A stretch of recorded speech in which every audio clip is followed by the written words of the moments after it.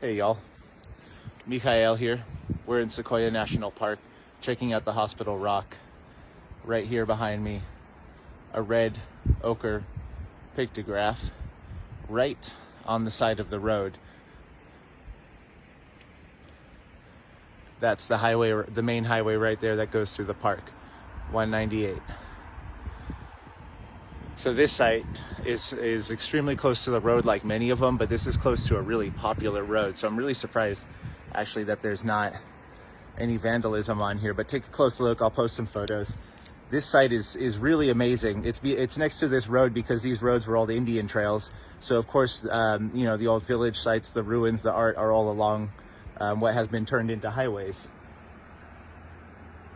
As Edward Abbey would say, you know, these highways are ruining these national parks, but at least we get to see these easily.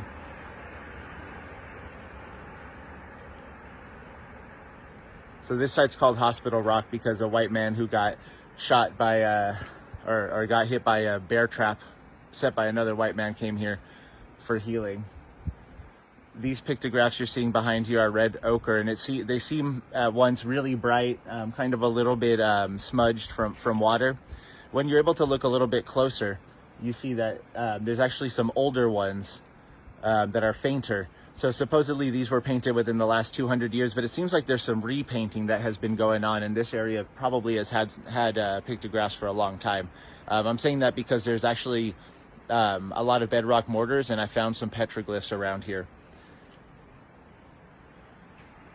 So this area was inhabited by the Monache, visited by the Yokut, and the Tubatalabal, probably the Miwok as well, probably some other Paiute Miwok tribes, Numic tribes. You can see the pictograph behind me appears in this place where the rock cleaves. So it's like where the rock fell open, this pictograph was painted. I'm gonna maybe refer to it as a story. So this story came from inside of the rock. That's pretty significant and powerful. We'll look right here underneath the pictograph. We come to this rock. There's an old mortar. I put some acorns in there. There's another little one over here. If you look more closer,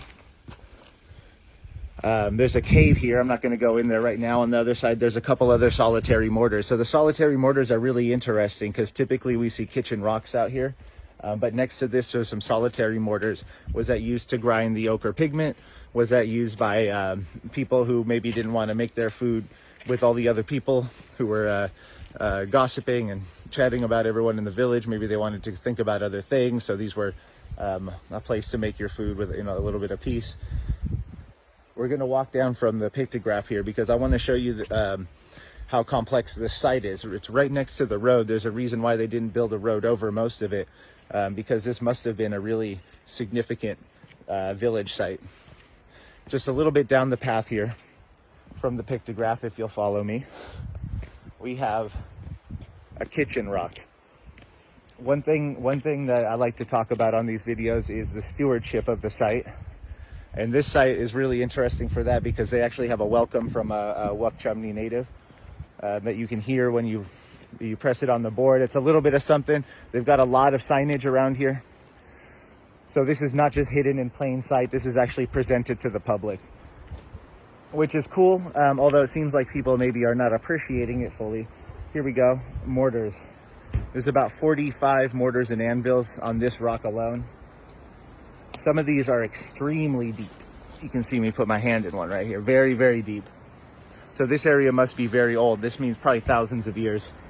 I found another mortar right down here, a little bit down the hill. And then the river is down the hill. I think it's the middle fork of the Sequoia River.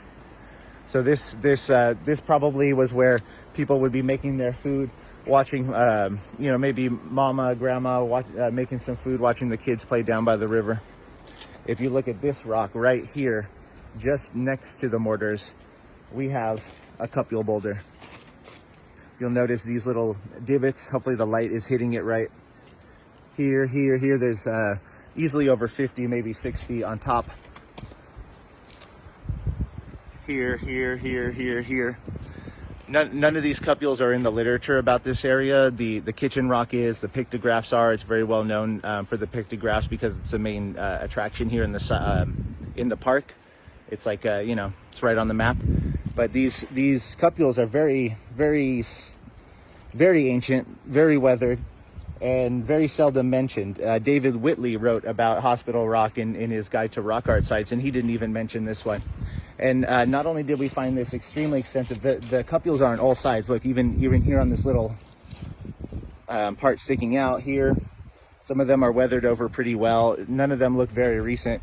If we, so we have cupule boulder, kitchen rock, and then if we turn around here, we have the highway. Right next to the highway, we have a sequoia, of course, in the middle of the road.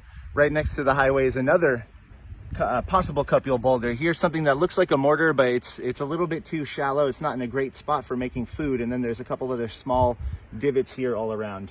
So we have, and then of course right behind is the hospital rock. So we have pictographs, we have petroglyphs, we have petroglyphs, we have ancient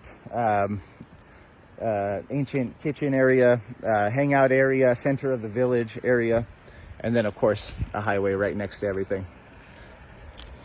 So I wanted to share that all with y'all because many of these sites, I'm the only person here. At this site, there are very many people with many signs keeping everyone respectful. So hopefully this area never sees any vandalism or any signatures written over the pictograph, and it stays a place that can be visited with respect, and for the indigenous Wukchumni to keep coming back.